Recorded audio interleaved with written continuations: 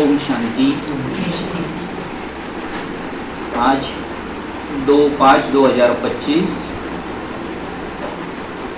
मीठे बच्चे एकांत में बैठ अपने साथ बातें करो। हम अविनाशी आत्मा है, बाप से सुनते हैं, यह प्रैक्टिस करो। तो आज बाबा हमें एकांत का महत्व समझा रहे हैं। एकांत मतलब एक के अंत में खो जाना। एक होता है एकांत और एक होता है अकेलापन। तो एकांत में क्या है? एकांत में हम जब अंतर्मुखी होकर बाबा की याद करते हैं तो हमारी उन्नति होती है। और अकेलेपन में क्या है? अकेलापन या निराशा। निराशा कमजोरी की जड़ है। और अकेलापन कौन महसूस करेगा? जिसे खुद की और खुदा की मित्रता पसंद नहीं है, तो ऐसा अकेलापन महसूस करेगा। पर बाबा हमें क्या कहते हैं कि एकांत में रहना है। एकांत में हम क्या करते हैं? एकांत का समय भी अमृत वेला का बताया है बाबा ने कि जब आप मेरी याद में खो जाओ और चिंतन करो कि मैं अविनाशी आत्मा हूँ और परमात्मा जो मुझ आत्मा का पिता है वो मुझे ज्ञान दे रहा है और मुझे समझ दे रहा है। और इस तरह की हम जब प्रैक्टिस करेंगे तो क्या होगा? दिन भर में हमें बाबा की याद आती रहेगी। अब क्या होता है? अब दिन भर में हम जब घर गृहस्थी में रहते हैं, धंधे दोरी में रहते हैं, तो बाबा की याद भूल जाती है। फिर दिन भर हम अलग ही बातों में रहते हैं। तो एक ही ये समय है जब हम बाबा की याद में रहकर अपने आप को चार्ज कर सकते हैं। प्रश्न है, जो बच्चे याद में अलबेले हैं उनके मुख से कौन से बोल निकलते हैं? उत्तर है, वह कहते हैं हम शिव बाबा के बच्चे हैं ही, याद में ही है। लेकिन बाबा कहते हैं वह सब गपोड़े है, अलबेलापन है। इसमें तो पुरुषार्थ करना है। सवेरे उठ अपने को आत्मा समझ बैठ जाना है। रूरिहान करनी है। आत्मा ही बातचीत करती है। अभी तुम देही अभिमानी बनते हो। देही अभिमानी बच्चे ही याद का चार्ट रखेंगे, सिर्फ ज्ञान की लबार नहीं लगाएंगे। तो क्या कह रहे बाबा? बच्चे याद में अलबेले हैं तो उनके मुख से क्या बोल निकलेंगे? तो क्या बोले बाबा कि जो बच्चे कहते हैं कि हम बाबा की याद में ही है, तो ऐसे बच्चों के लिए बाबा कह रहे हैं कि यह अलबेलापन है। जो बच्चे सही में बाबा की याद में हैं तो हमें उनका, जो बच्चे सही में बाबा की याद में, तो वो देही अभिमानी स्थिति में रहेंगे, मतलब आत्मिक भान रहेगा उन्हें हर पल, और कर्म करते हुए कर्मयोगी स्थिति में रहेंगे। और बाबा कहते हैं कि देही अभिमानी जो बच्चे वो क्या करेंगे? चार्ट रखेंगे।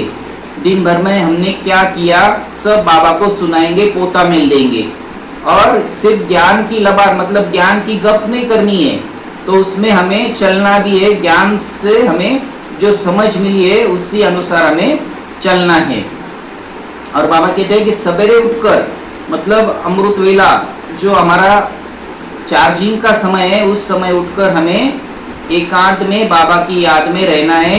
और क्या कहा बाबा ने? खुद को आत्मा समझना है। जब हम आत्मा समझेंगे तो हमें देह भान नहीं रहेगा। तो देह भान नहीं रहेगा मतलब हमारी स्थिति अच्छे से अच्छी बनती चलेगी। गीते मुखड़ा देख ले प्राणी। ओम शांति। रूहानी बच्चों को समझाया गया है कि प्राण आत्मा को कहा जाता है। अब बाप आत्माओं को समझाते हैं। यह गीत तो भक्ति मार्ग के है। जो ये गीत बजा है ये भक्ति मार्ग का गीत है। मुखड़ा देख ले प्राणी जरा दर्पण में। तो बाबा कहते हैं ये भक्ति मार्ग का गीत है। यह तो सिर्फ इनका सार समझाया जाता है। तो बाबा क्या करते हैं? गीत तब क्या था? तब अपने बाबा के गीत बने हुए नहीं थे।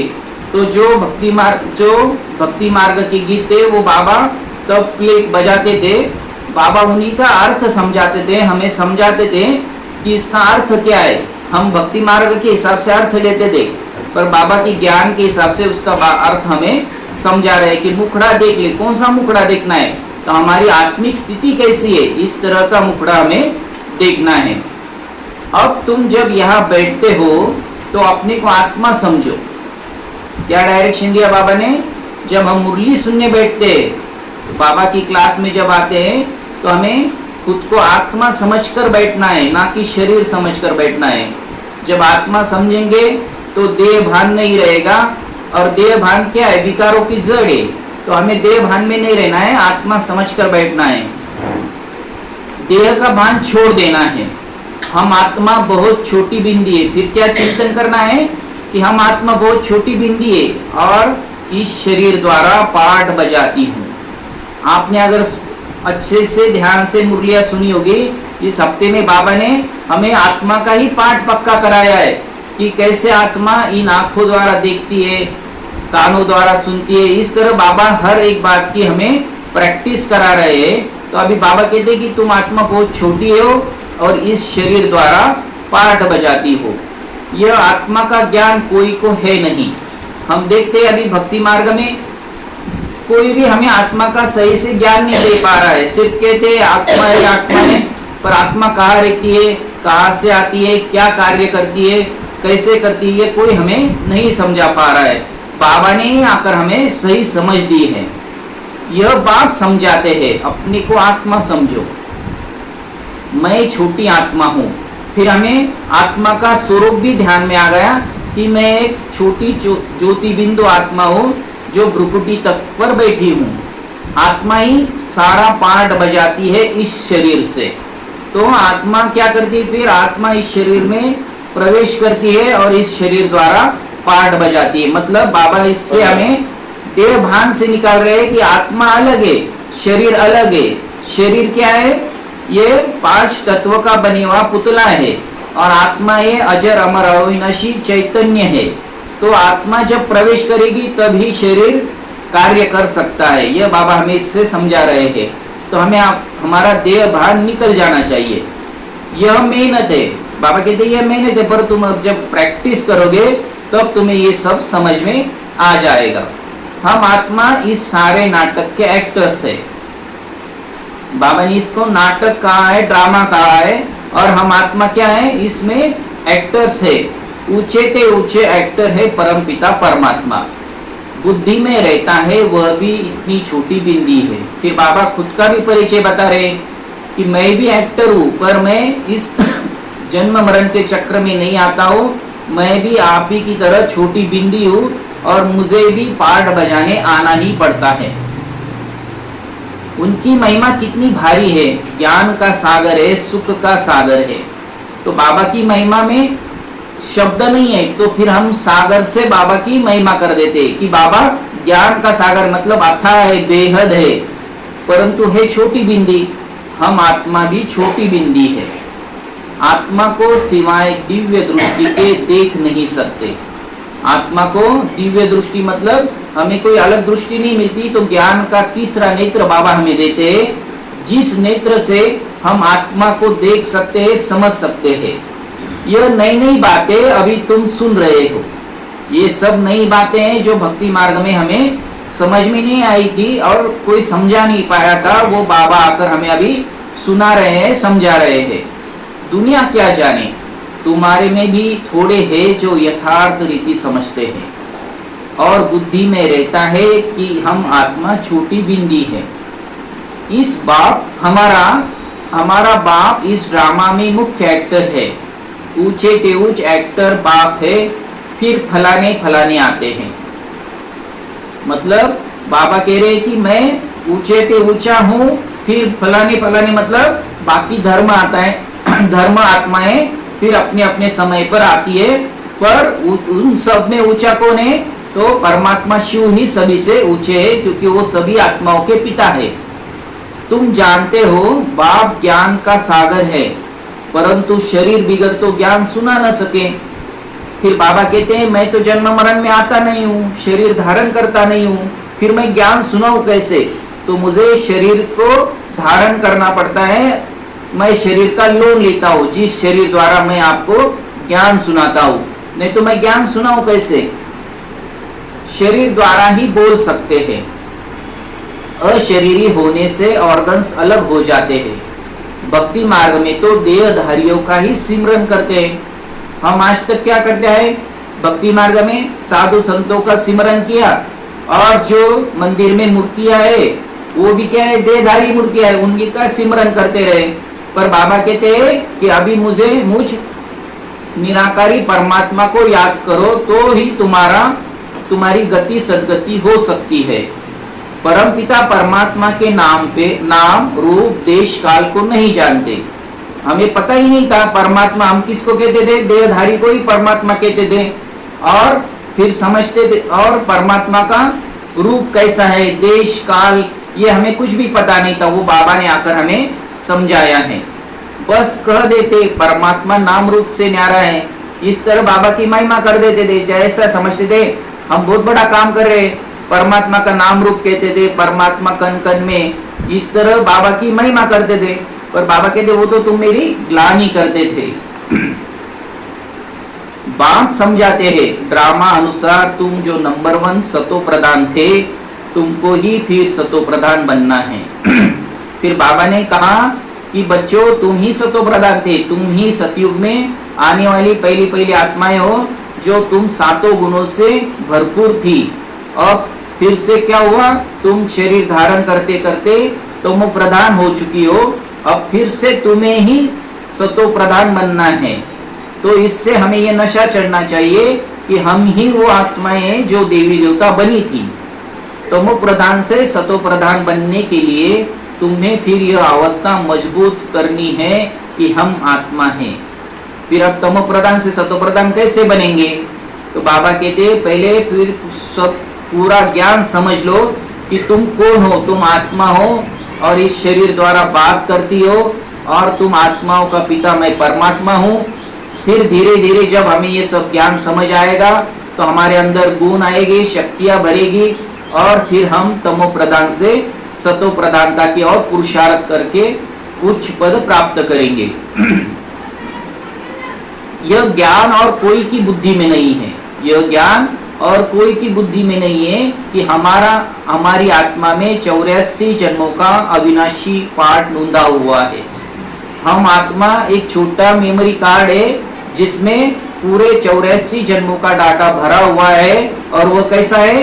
अविनाशी है, वो कभी मिटता नहीं है, सिर्फ मर्ज होता है, इमर्ज होता है। तो जब हम बाबा आते हैं तो उसे बाबा इमर्ज कराते हैं हमारा। यह बहुत नई नई पॉइंट्स है, एकांत में बैठकर अपने साथ ऐसी बातें करनी है।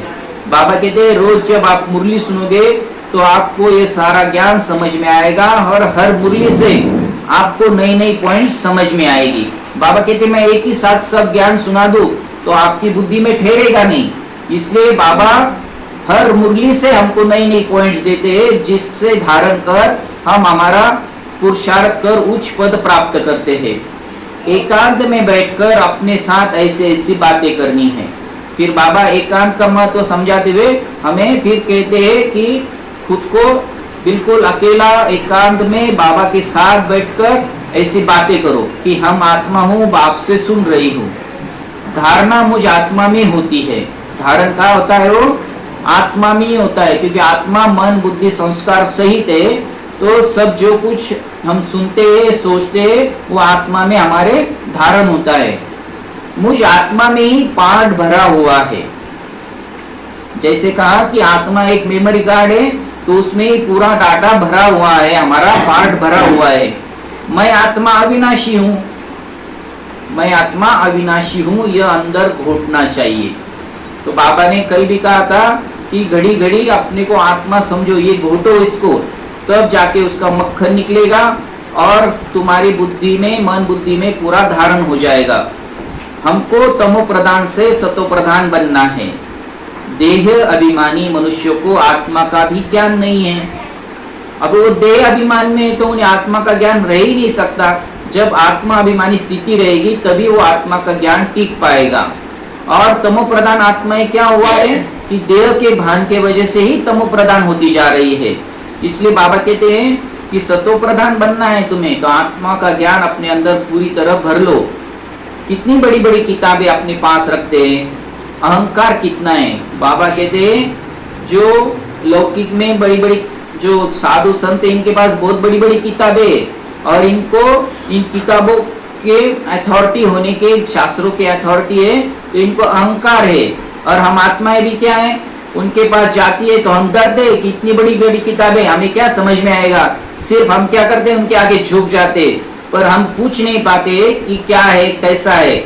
आत्मा का भी उनसे हमें पूरा ज्ञान नहीं मिलता है। यह है ही तमो प्रधान दुनिया, ऊंचे ते ऊंच आत्मा तो कोई भी है नहीं। बाबा कहते हैं कि मैं ही सबसे ऊंचा हूं और कोई भी ऊंचे ते ऊंचा नहीं है। तुम जानते हो अब हमें तमो प्रधान से सतो प्रधान बनने का पुरुषार्थ करना है। इस बात को अंदर में घोटना है। ज्ञान सुनाने वाले तो बहुत है अभी इस दुनिया में। अभी हम देखते हैं लौकिक में तो ज्ञान सुनाने वालों की ऐसी भड़ीमार लगी हुई है, बहुत ज्ञान सुना रहे, ज्ञान का इतना अथाह भंडार भरा हुआ है, पर यह ज्ञान कोई अंदर धारण कर नहीं पा रहे क्योंकि हम वो आत्मिक स्थिति में नहीं सुन पा रहे। देह भान है, हमें देह भान की वजह से वो ज्ञान हमारे अंदर धारण नहीं होता। परंतु याद है नहीं, अंदर में वह अंतर्मुक्ता रहनी चाहिए। हमको बाप की याद से पतित से पावन बनना है। हम पावन कैसे बनेंगे, जब पतित पावन बाप आते हैं और उनकी याद से ही हम पावन बनते हैं। सिर्फ पंडित नहीं बनना है, मतलब हमें सिर्फ ज्ञान को सुनना नहीं है, तो उस ज्ञान को अपने अंदर धारण करना है। सिर्फ बातें नहीं करनी है, तो हमें वो धारण कर कर पावन बनने का पुरुषार्थ करना है। इस पर एक पंडित का भी मिसाल है। माताओं को कहते हैं राम राम कहने से पार हो जाएंगे, तो ऐसे लबाड़ी नहीं बनना है, ऐसे बहुत है। ये आपने कहानी सुनी है क्या पंडित की? तो पंडित क्या करता था, माताएं दूसरे गांव से पंडित के पास कथाएं सुनने आती थी, तो बीच में नदी गिरती थी उनको, तो वो नदी से पार होने के लिए कहते थे, तो पंडित कहता था राम राम कहो तो आप पार हो जाएंगे। तो वो सही में राम राम कहते हुए वो नदी से पार हो जाती थी बिना नाव के। पर जब पंडित को उन माताओं ने कहा कि आप हमारे गांव पर आकर सत्संग कराओ, तो फिर वो पंडित कहता है नाव कहाँ है? वो तो कहते आप कहते हो राम राम कहने से पार हो जाओगे। नहीं बोले, मुझे नाव चाहिए, मैं पार नहीं हो पाऊंगा बोले। तो इसी तरह बाबा कहते हैं कि अपने को तोते मिसल सिर्फ करना नहीं है, पंडित नहीं बनना है, तो सच में उस पर चलना भी है। समझाते बहुत अच्छा है, परंतु योग है नहीं। सारा दिन देह अभिमान में रहते, नहीं तो बाबा को चार्ट भेजना चाहिए। हम इस समय उठता हूँ, इतना याद करता हूँ, तो बाबा पोता मेल की बात करें कि कैसे बाबा को चार्ट भरना है, कैसे भेजना है, कैसे बाबा की याद में रहना है। बाबा कहते कुछ समाचार नहीं देते, ज्ञान की बहुत गप मारते हैं, योग है नहीं। बाबा कहते हैं कि फिर ज्ञान में बहुत है पर योग नहीं है, तो मतलब बाबा कहते हैं कि जैसे कि सिर्फ गप मारते हैं। भले बड़ों बड़ों को ज्ञान देते हैं परंतु योग में कच्चे हैं। बाबा हमारा चार्ट भी देख रहे हैं कि हम बच्चे ज्ञान में है, ज्ञान समझ रहा है हमें, पर हम बाबा की याद में कच्चे हैं। जब तक हम बाबा की याद में नहीं रहेंगे तो हमें आत्मिक स्थिति में रहने के लिए हमें शक्ति प्राप्त नहीं हो पाएंगी। इसलिए बाबा कहते हैं कि याद में रहना चाहिए आपको, और याद में रहना है मतलब हमें आत्मा समझना है खुद को, और फिर परमात्मा बाप को याद करना है, और यथार्थ रूप में याद करना है, जैसे है वैसा उस रूप में याद करना है बाबा को। सवेरे उठ बाप को याद करना है, बाबा आप कितने मोस्ट बिलवेड हो, कैसे यह विचित्र ड्रामा बना हुआ है, कोई भी यह राज नहीं जानते। यह किसी को ही इस ड्रामा का पता ही नहीं है कि यह ड्रामा पूरा 5000 साल का बना हुआ है। यहाँ तो सिर्फ क्या कहते हैं करोड़ों साल का ड्रामा है, इसलिए उन्हें वो समझ में नहीं आता है और अलबेलेपन में रहते हैं। न आत्मा को जानते हैं न परमात्मा को जानते हैं। इस समय मनुष्य जानवर से भी बदतर है, हम भी ऐसे थे। ऐसा क्यों कह रहे कि हम भी जानवर से बदतर थे? मतलब हमारे में भी विकारों की इतनी प्रवेशता हो चुकी है, हम लड़ाई झगड़े करते हैं, लून पानी होकर चलते हैं। इसलिए बाबा कहते हैं कि उन जानवरों जैसे आप बन चुके हो, तो अभी खुद को क्या समझो, तुम देवी देवता बनने वाली आत्मा हो, तो आपको कैसे अपने अंदर दैवी गुण धारण करने हैं, तो ये समझो। आप माया के राज्य में कितनी दुर्दशा हो जाती है। माया के राज्य में हम मनुष्य से देवता बनने के बजाय हम जानवर बन गए। मतलब मन के वश होने से हमारी स्थिति जानवरों के जैसे हो चुकी है। यह ज्ञान तुम कोई को भी दे सकते हो, यह ज्ञान हम किसी को भी दे सकते हैं। बोलो तुम आत्मा अभी तमो प्रधान हो, तुम्हें सतो प्रधान बनना है, और हम आपको बताएंगे कि सतो प्रधान किस तरह बन सकते हैं। पहले तो अपने को आत्मा समझो। गरीबों के लिए तो और ही सहज है, साहूकारों को तो बहुत लफड़े हैं। बाप कहते हैं मैं आता ही हूँ साधारण तन में, न बहुत गरीब न बहुत साहूकार। बाबा साधारण तन में क्यों आते हैं? क्योंकि साहूकार के तन में आए होते तो साहूकारों को क्या बोले बाबा, बहुत लफड़े रहते हैं, उनको धन का नशा रहता है, तो वो स्थिति में टिक नहीं पाएंगे। अभी तुम जानते हो कल्प कल्प बाप आकर हमको यह शिक्षा देते हैं कि पावन कैसे बनो। बाबा 5000 साल के इस कल्प में आकर हमें बार बार यह शिक्षा देते हैं पावन कैसे बनना है, क्योंकि हम हर बार पतित बनते जाते हैं, तो बाबा को आकर हमें पावन बनाने के लिए शिक्षा देनी पड़ती है। बाकी तुम्हारे धंधे आदि में खिटपिट है, उसके लिए बाबा नहीं आए हैं। तो बाबा कहते हैं ये धंधे आदि में जो खिटपिट है उसके लिए मैं नहीं आया, तो मैं किस लिए आया हूँ? तुम्हें पतित से पावन बनाने आया हूँ, यही मेरा कार्य है। तो बाबा फिर कहते थे कि ये बातें मुझसे मत करो, तुम जाके ब्रह्मा से पूछो। तो बाबा कभी कभी थोड़ी बहुत बातें बता देते थे, वो जैसे नब्ज देखकर बाबा बातें करते थे। तो बाबा पावन बनाने की युक्ति बतलाते हैं, यह ब्रह्मा खुद भी नहीं जानते थे। एक्टर होकर और ड्रामा के आदि मध्य अंत को न जाने तो उन्हें क्या कहेंगे। खुद ब्रह्मा बाबा जो है वो पहले दादा लेखराज थे और उनका हीरे जवाहरातों का धंधा था, पर वो खुद भी इन बातों को नहीं जानते थे। वो गीता पाठ ही थे, गीता का पूरा उनका जैसे गीता पाठ कर ली थी उन्होंने, पर वो भी इन ड्रामा के चक्र को नहीं जानते थे। तो बाबा कहते हैं कि फिर क्या जाना आपने, हम आत्मा इस सृष्टि चक्र में एक्टर है, यह कोई नहीं जानते। बल कह देते हैं आत्मा मूल वतन में निवास करती है, परंतु अनुभव से नहीं कहते। तुम तो अभी प्रैक्टिकल में जानते हो हम आत्मा मूल वतन के रहवासी है। अभी सबको पता चल चुका है कि हम आत्मा कहाँ से आई है, परम धाम से यहाँ पर आई है और पार्ट बजा रहे हैं। हम आत्मा अविनाशी है, यह तो बुद्धि में याद रहना चाहिए। बौद्धों का योग बिल्कुल है नहीं। फिर बाबा बीच में ही चेक करके बताते हैं कि बौद्धों का योग बिल्कुल है नहीं, देह अभिमान के कारण ही फिर बहुत मिस्टेक होती है।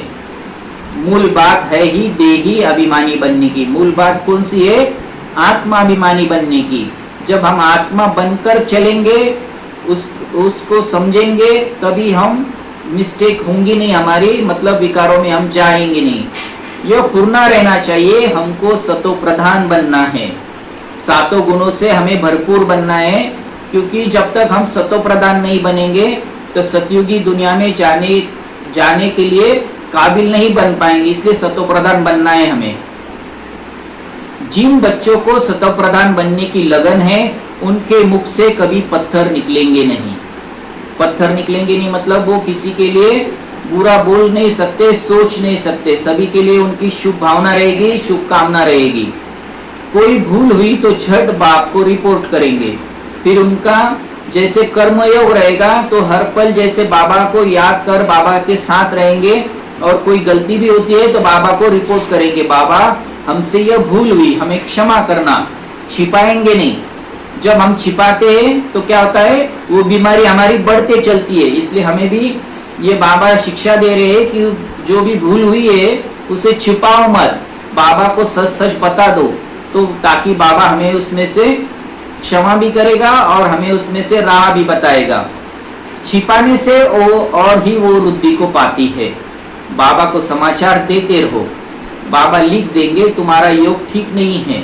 समाचार देने से बाबा हमें गाइडलाइन करेंगे कि बच्चे तुम खुद को आत्मा समझो और मुझ परमात्मा को याद करो, तुम्हारी याद ठीक नहीं है, उसे ठीक करो। आप पावन बनने की ही मुख्य बात है। तुम बच्चों की बुद्धि में 84 जन्मों की कहानी है। जितना हो सके बस यही चिंता लगी रहे, सतो प्रधान बनना है। तो हमें अभी कौन सी चिंता लगी रहनी चाहिए? घर गृहस्थी की, पैसे कमाने की, कौन सी चिंता रहनी चाहिए? तो बाबा कहते हैं सतो प्रधान बनने की चिंता लगी रहनी चाहिए आपको। देह अभिमान को छोड़ देना है। तुम हो राज ऋषि। राज ऋषि यानी राज मतलब राजय प्राप्त करने और ऋषि मतलब पवित्र। तो हठयोगी कभी राजयोग सिखला न सके, राजयोग बाप ही सिखलाते हैं। राजयोग आज तक हमें किसी ने नहीं सिखाया, कोई धर्मशास्त्र में राजयोग के बारे में हमें बताया नहीं है, हमें सिर्फ हठयोग ही बताया है। तो बाबा आकर हमें राजयोग सिखलाते हैं, क्योंकि हमें राजय प्राप्त करनी है, तो उसी का ही बाबा हमें सिखलाते हैं। ज्ञान भी बाबा ही देते हैं। बाकी इस समय तमो प्रधान भक्ति, इस समय है तमो प्रधान भक्ति। तो तमो प्रधान भक्ति मतलब अभी प्राप्ति कुछ नहीं है, और हम सिर्फ बाबा को मतलब हम जो भी भक्ति कर रहे हैं उसमें सार कुछ नहीं है, वो सिर्फ याद करना बोल के कर रहे हैं, देहधारी को याद कर रहे हैं। तो देहधारी को याद करने से हमारी कोई गति होने वाली नहीं है, सदगति होने वाली नहीं है। इसलिए बाबा इस भक्ति को तमो प्रधान भक्ति कह रहे हैं। ज्ञान सिर्फ बाप संगम पर ही आकर सुनाते हैं। तो बाबा का पाठ ही संगम युग पर है। जब बाबा आते हैं तभी हमें ज्ञान से भरपूर कर कर हमें हर बात की समझ देते हैं। बाप आए हैं भक्ति खत्म, बाप आए हैं तो भक्ति खत्म होनी है, यह दुनिया भी खत्म हो जानी है। बाबा आए हैं, हमें ज्ञान दिया है, तो हमें अभी समझ में आ चुका है कि हम तो जब समझ में आ चुका होता है तो ऑटोमेटिक क्या होता है, हमारी याद में बाबा रहते हैं और हम फिर देहधारी को याद करना बंद कर देते हैं, मतलब हमारी भक्ति खत्म हो चुकी होती है। और जब बाबा आते हैं तो ऑटोमेटिक क्या होता है, फिर इस दुनिया का भी जैसे परिवर्तन होने वाला है, तो दुनिया भी खत्म होने वाली है, तो साथ साथ फिर जो भक्ति करते हैं वो भी खत्म हो जाती है। ज्ञान और योग से सतयुग की स्थापना होती है। भक्ति चीज अलग है। मनुष्य फिर कह देते हैं दुख सुख यहाँ ही है। अभी तुम बच्चों पर बड़ी रिस्पॉन्सिबिलिटी है। कौन सी रिस्पॉन्सिबिलिटी हमारे पर? हमें अभी सतयुगी दुनिया की स्थापना का कार्य करना है, तो हमें बाबा का राइट हैंड बनकर बाबा का मददगार बनना है। हमें खुदाई खिदमतगार बनकर हमें सतयुग लाने के लिए बाबा को मदद करनी है। अपना कल्याण करने की युक्ति रचते रहो, फिर साथ साथ हमारा भी कल्याण होना चाहिए। सिर्फ सबको बताते रहेंगे, हम करेंगे नहीं, तो हमारा कल्याण कैसे होगा? तो हमें भी अपने ऊपर भी अटेंशन देना है। यह भी समझाया है पावन दुनिया शांति धाम और सुख धाम है, क्योंकि वहां कोई विकार है ही नहीं। यह है अशांति धाम, दुख धाम। पहली मुख्य बात है योग की। योग नहीं है तो ज्ञान की लबार है, मतलब ज्ञान की सिर्फ क्या है, गप करते हैं, उस पर चलते नहीं है, सिर्फ पंडित मुआफिक चलते हैं। आजकल तो रिद्धि सिद्धि भी बहुत निकली है, इनसे ज्ञान का कनेक्शन नहीं है। मनुष्य कितना झूठ में फंसे हुए हैं। बाबा कहते हैं कि आजकल जो भी साधु संत है रिद्धि सिद्धि से मनुष्यों को बहलाते रहते हैं और अपना ही बड़प्पन बताने की कोशिश करते हैं, और मनुष्य क्या करते हैं, बस उस रिद्धि सिद्धि के पीछे भागते रहते हैं कि हम जाकर दर्शन करें, हमारा ये भी कल्याण हो जाएगा। पर बाबा कहते हैं इससे ऐसा कोई कल्याण होने वाला नहीं है, क्योंकि सभी पतित है। बाप खुद कहते हैं मैं पतित दुनिया पतित शरीर में आता हूँ, पावन तो कोई यहाँ है ही नहीं। अब जब तमो प्रधान दुनिया में बाबा को आना पड़ता है तो हर एक आत्मा भी पतित बन चुकी है और पतित शरीर है। तो बाबा कहते यहाँ कोई पावन है ही नहीं, ऐसी दुनिया में आकर मुझे वो कार्य करना पड़ता है, सबको पावन बनाने के लिए आना पड़ता है। यह तो अपने को भगवान कहते नहीं। कौन नहीं कहते? ब्रह्मा बाबा अपने को भगवान नहीं कहते। यह तो कहते हैं मैं भी पतित हूँ, पावन होंगे तो फरिश्ता बन जाएंगे। फिर ब्रह्मा बाबा खुद कहते हैं मैं भी पतित हूँ, खुद परमात्मा आकर मुझे पावन बना रहे हैं, और जब मैं पावन बन जाऊंगा आप भी पावन बन जाएंगे तो फरिश्ता बन जाएंगे। तो मूल बात है पावन बनने की, याद बहुत जरूरी है। तो पावन बनने के लिए याद बहुत जरूरी है। जब तक याद नहीं करेंगे तो विकर्म विनाश नहीं होंगे, तो पावन नहीं बन पाएंगे। जो बच्चे याद में अलबेले है वह कहते हैं हम शिव बाबा के बच्चे तो है ही। फिर बहुत बच्चे हैं जो अलबेलेपन में रहते और फिर कहते, हमने पूछा उनको तो कहते हम तो हर पल बाबा की याद में रहते। पर ऐसा नहीं है, क्योंकि हर पल बाबा की याद में रहना भी कोई मासी का घर नहीं है। उसके लिए हमारी स्थिति को, हमारे ज्ञान को बहुत ऊंचा उठाना पड़ेगा, क्योंकि आत्मा समझकर परमात्मा को याद करना ये भी बहुत कठिन कार्य है। उसके लिए बाबा आकर हमें रोज रोज प्रैक्टिस कराते हैं। लेकिन बाबा कहते हैं वह सब गपोड़े है, अलबेलापन है, इसमें तो पुरुषार्थ करना है। सवेरे उठ अपने को आत्मा समझ बैठ जाना है। देखो आज मुरली में ही कितनी बार बाबा ने कहा कि सवेरे उठो और खुद को आत्मा समझकर फिर मुझे याद करो। रूरियान करनी है, बाबा के साथ बातें करनी है। हमारा वो प्यारा बाबा है, कितने सालों बाद मिला है हमको, 4900 साल बाद बाबा मिला है। तो ये इतना प्यारा समय है, तो हमें फिर बाबा मिलने वाला नहीं है, तो कितनी उससे प्यार से बातें करनी चाहिए।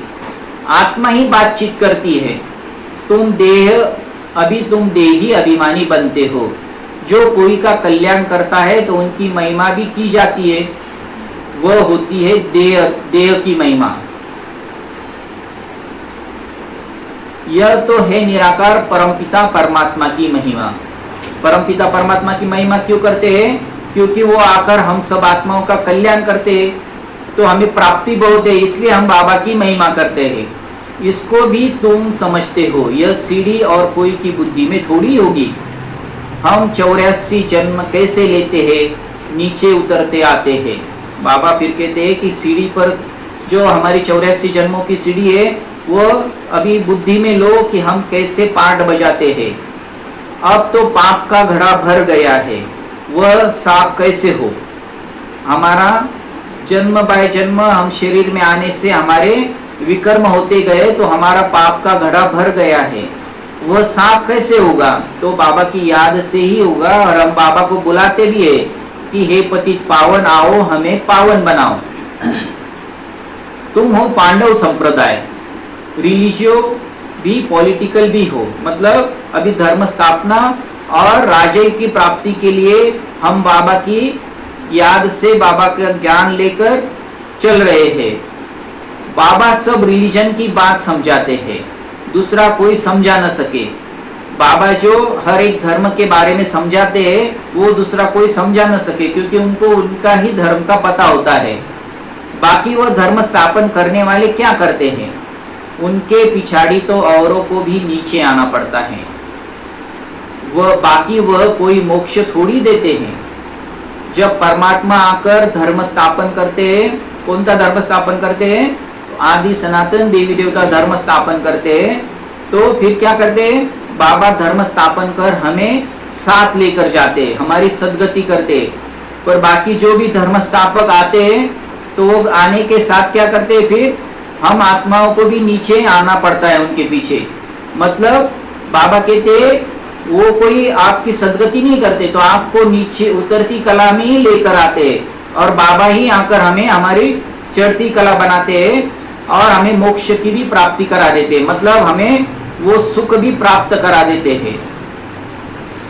बाप ही पिछाड़ी में आकर सबको पवित्र बनाए वापस ले जाते थे।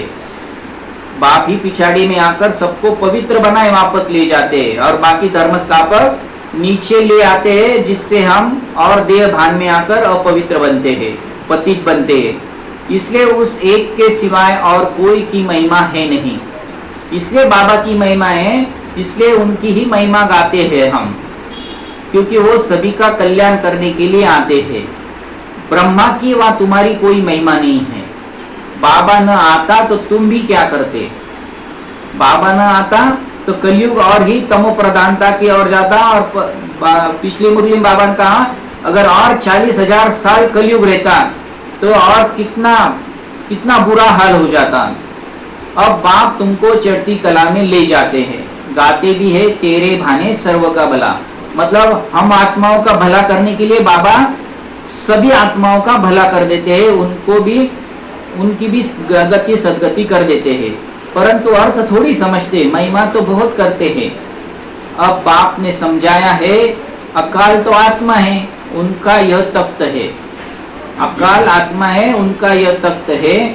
आत्मा अविनाशी है, काल कभी खाता नहीं। मतलब आत्मा जो है अजर अमर अविनाशी है, उसे काल खाता नहीं। सिर्फ क्या होता है, आत्मा एक शरीर छोड़ दूसरा धारण करती है, तो शरीर विनाशी है, आत्मा अविनाशी है। बाकी लेने के लिए कोई काल थोड़ी आता है जो बताते कि यमराज के दूत आए और वो लेकर गए, ऐसा कुछ होता नहीं है। तो सिर्फ बाबा कहते हैं कि तुम आत्मा अपना अपना अपना समय पर शरीर धारण करती है और छोड़ती हो, तुमको कोई शरीर छोड़ने का दुख नहीं होता है। तो हमें शरीर छोड़ने का दुख क्यों नहीं होता है? क्योंकि अभी हमें समझ में आ चुका है कि हम ये शरीर छोड़ दूसरा लेने वाले हैं। तो हमें मालूम है कि अभी हमारा दूसरा जन्म होने वाला है, इसलिए हमें दुख नहीं होता है। तो इसमें रोने की भी दरकार नहीं है। हम आत्मा भाई भाई है, यह भी तुम अभी जानते हो। गाते हैं आत्माएं परमात्मा अलग रहे बहुकाल। बाप कहाँ आकर मिलते हैं यह भी नहीं जानते। अभी तुमको हर बात की समझानी मिलती है, कब से सुनते ही आते हो। कोई किताब आती थोड़ी उठाते, बाबा कोई किताब उठाकर हमें थोड़ी बताते। तो बाबा तो ज्ञान का सागर है, उन्हें कोई किताब उठाकर बताने की जरूरत नहीं है, सिर्फ रेफर करते हैं समझाने के लिए। तो ब्रह्मा बाबा ने बहुत सी धर्म ग्रंथ पढ़े हुए थे, तो उन्हीं का आधार लेकर बाबा हर बात हमें क्लियर कराते हैं कि किस तरह रॉन्ग है राइट है, ये सब बातें हमें बाबा बताते। बाप सच्चा तो सच्ची रचना रचते हैं। बाबा को ने सत्यम शिवम सुंदरम है और वो सच्चा है, इसलिए सच्ची रचना रचते, सच बताते। सच से जीत होती है, झूठ से हार होती है। सच्चा बाप सचखंड की स्थापना करते हैं। सच्चा बाप क्या करता है? सचखंड की स्थापना करता है, सतयुग की स्थापना करता है। रावण से तुमने बहुत हार खाई है, यह सब खेल बना हुआ है, हार जीत का खेल यह बना हुआ है। अभी तुम जानते हो हमारा राज्य स्थापन हो रहा है, फिर यह सब होंगे नहीं। हमारा राज्य स्थापन हो रहा है मतलब सतयुगी दुनिया की स्थापना का कार्य चल रहा है। फिर हम ये जो कुछ देख रहे हैं इन आंखों से, यह सब कुछ रहने वाला नहीं है, सब विनाश को प्राप्त हो जाएगा। यह तो सब पीछे आए हैं। यह सृष्टि चक्र बुद्धि में रखना कितना सहज है। जो पुरुषार्थी बच्चे हैं वो इसमें खुश नहीं होंगे कि हम ज्ञान तो बहुत अच्छा सुनाते हैं, साथ में योग और मैनर्स भी धारण करने। सिर्फ ज्ञान सुनना नहीं है, तो फिर ज्ञान को समझना भी है और साथ साथ बाबा की याद में रहना है, दैवी गुणों को भी धारण करना है। क्योंकि जब तक दैवी गुण धारण नहीं करेंगे तो देवता कैसे बनेंगे हम? इसलिए देवता बनने के लिए दैवी गुणों को भी धारण करना है, अच्छे मैनर्स धारण करने हैं। तुम्हें बहुत बहुत मीठा बनना है। फिर दैवी गुण क्या है कि हमें बहुत मीठा बनना है, किसी को दुख नहीं देना है, प्यार से समझाना है। पवित्रता पर भी कितना हंगामा होता है, वह भी ड्रामा अनुसार होता है। यह बना बनाया ड्रामा है, ऐसे नहीं ड्रामा में होगा तो मिलेगा। तो ये ऐसा समझ कर नहीं चलना है कि हमारा अगर ड्रामा में पार्ट होगा तो हमें मिलेगा, तो ऐसा कुछ नहीं समझना है। वो जैसे कहावत है ना, देरे हरी पलंग, और ऐसा नहीं होगा। तो हमें उसके लिए पुरुषार्थ करना ही पड़ेगा, मेहनत करना पड़ेगी, तभी हमें वो पद प्राप्त हो सकता है। दैवी गुण मतलब देवता बन सकते हैं हम। बाबा कहते फिर लून पानी भी नहीं होना है, देखना चाहिए हम उल्टी चलन चलकर बाप की इज्जत तो नहीं गवाते। जब हम अभी क्या है बाबा के बच्चे बन चुके, ब्रह्म कुमार कुमारी बन चुके, तो हमें अभी कोई उल्टी चलन नहीं चलनी है, आपस में बहुत प्यार से रहना है, तभी हम बाबा का नाम बाला कर सकेंगे। नहीं तो क्या होगा, फिर क्या कहेंगे हमें, ये बाबा आपको यही सिखाते, मतलब हम बाबा की इज्जत गंवाने का कार्य करेंगे, तो उससे हमारे ऊपर और ही बोझा चढ़ेगा। तो हमें अब ये बहुत अच्छे से समझ लेना है कि हमें अभी कोई उल्टी चलन नहीं चलनी है, बहुत प्यार से रहना है। सदगुरु का निंदक ठोर ना पाए, मतलब उसे कोई ठिकाना नहीं मिलेगा। फिर यह तो सत बाप है, सत टीचर है, आत्मा को अब स्मृति रहती है। बाबा ज्ञान का सागर है, सुख का सागर है, जरूर ज्ञान देकर गया हूं तब तो गायन होता है ना। इनकी आत्मा में कोई ज्ञान था क्या? आत्मा क्या, ड्रामा क्या, कोई भी नहीं जानते थे। जानना तो मनुष्य को ही है ना। रुद्र यज्ञ रचते हैं तो आत्मा की पूजा करते हैं, उनकी पूजा अच्छी व दैवी शरीरों की पूजा अच्छी। यह शरीर तो 5 तत्वों का है, इसलिए एक शिव बाबा की ही पूजा अव्यभिचारी पूजा है। अभी उस एक से ही सुनना है, इसलिए कहा जाता है ईयर नो इविल, सी नो इविल। ग्लानि की कोई बात न सुनो, मुझ एक से ही सुनो, यह है अव्यभिचारी ज्ञान। हम जब और औरों का ज्ञान सुनते रहेंगे तो हम क्या करेंगे, फिर कंपैरिजन करते बैठेंगे और फिर बाबा के ज्ञान को झूठा समझने की कोशिश करेंगे। तो बाबा कहते हैं ऐसा मत करो, जो जिससे मेरी ग्लानि भी होगी और क्या होगा, तुम्हारा भी विकर्म का खाता बढ़ता जाएगा। इसलिए अभी जो अव्यभिचारी ज्ञान है उसे ही सुनो और बातों में मत जाओ। मुख्य बात है जब देह अभिमान टूटेगा तभी तुम शीतल बनेंगे। जब देह अभिमान टूटेगा तभी तुम शीतल बनेंगे, मतलब हमारा कर्मेंद्रियां शीतल हो जाएंगी, शांत हो जाएगी। बाप की याद में रहेंगे तो मुख से भी उल्टा सुल्टा बोल नहीं निकलेंगे, ना बोलेंगे, कुदृष्टि नहीं जाएगी, परमात्मा की याद रहेगी। परमात्मा हर पल कंबाइंड रूप में हमारे साथ रहेगा तो हमारे मुख से उल्टा सुल्टा नहीं निकलेगा, कुदृष्टि नहीं जाएगी। मतलब आत्मिक स्थिति में रहने से क्या होगा, हमारी दृष्टि बिल्कुल सिविल आय हो जाएंगी, देखते हुए जैसे देखेंगे नहीं। हमारा ज्ञान का तीसरा नेत्र खुला है। बाप ने आकर त्रिनेत्री त्रिकालदर्शी बनाया है, त्रिनेत्री भी बनाया और त्रिकालदर्शी भी बनाया। अब तुम तीनों कालों को, तीनों लोकों का ज्ञान तुम्हें प्राप्त हो चुका है। अच्छा, मीठे मीठे सिकिलते बच्चों प्रति माता पिता बाप दादा का याद प्यार और गुड मॉर्निंग। रूहानी बाप की रूहानी बच्चों को नमस्ते। हम रूहानी बच्चों की रूहानी माता पिता बाप दादा को याद प्यार गुड मॉर्निंग नमस्ते। वाह बाबा वाह, शुक्रिया बाबा शुक्रिया। तो धारणा के लिए मुख्य सारे आप सबने बहुत ध्यान से मुरली सुनी, तो अभी धारणा के लिए एक एक पॉइंट सुनाएंगे। जिसको जो अच्छा पॉइंट लगा, जो धारण करने जैसा है, वो सब एक एक पॉइंट सुनाएंगे।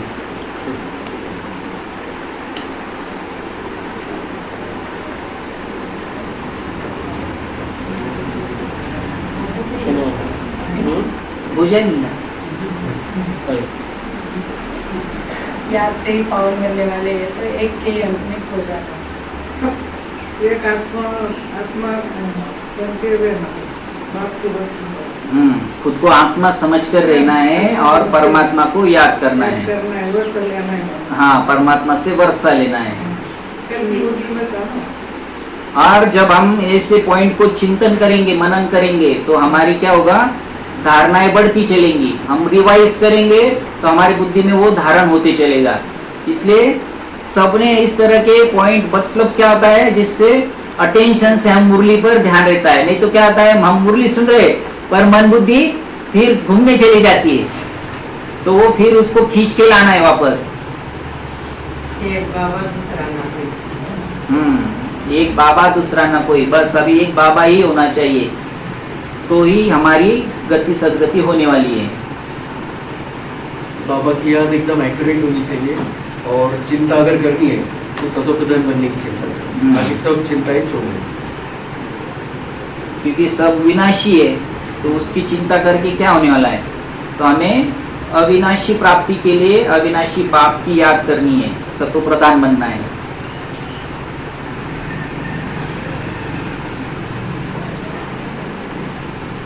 चलो, धारणा के लिए मुख्य सारे, ज्ञान सुनाने के साथ साथ योग में भी रहना है।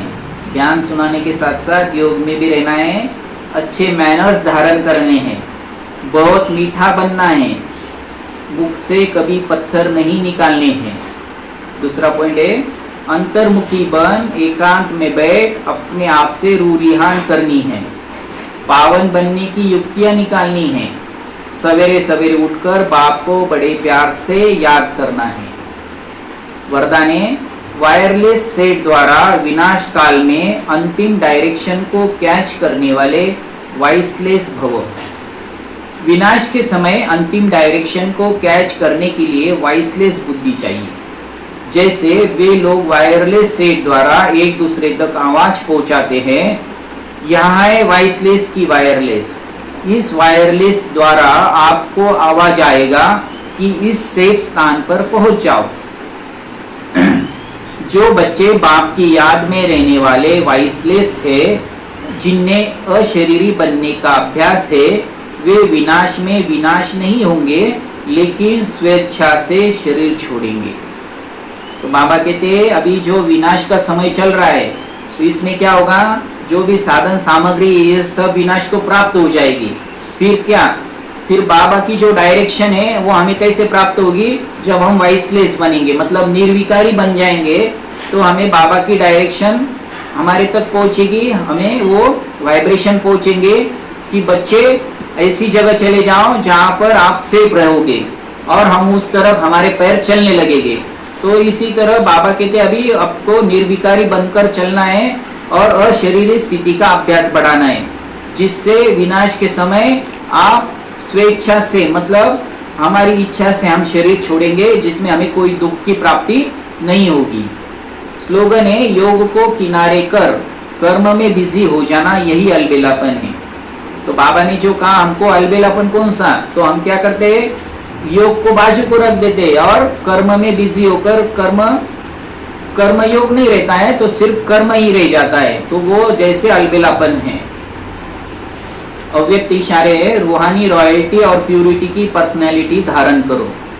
प्यूरिटी की रॉयल्टी अर्थात एक व्रता बनना, एक बाबा दूसरा न कोई। इस ब्राह्मण जीवन में संपूर्ण पावन बनने के लिए एक व्रता का पाठ पक्का कर लो। वृत्ति में शुभ भावना शुभ कामना हो, दृष्टि द्वारा हर एक को आत्मिक रूप में व फरिश्ता रूप में देखो। कर्म द्वारा हर आत्मा को सुख दो, सुख लो। कोई दुख दे, गाली दे, इंसल्ट करे तो आप सहनशील देव बन जाओ। अच्छा, ओम शांति। कम बोलो, धीरे बोलो, मीठा बोलो, सत्य बोलो, सोच समझ कर बोलो, दुआएं दो, सुख दो, सुख।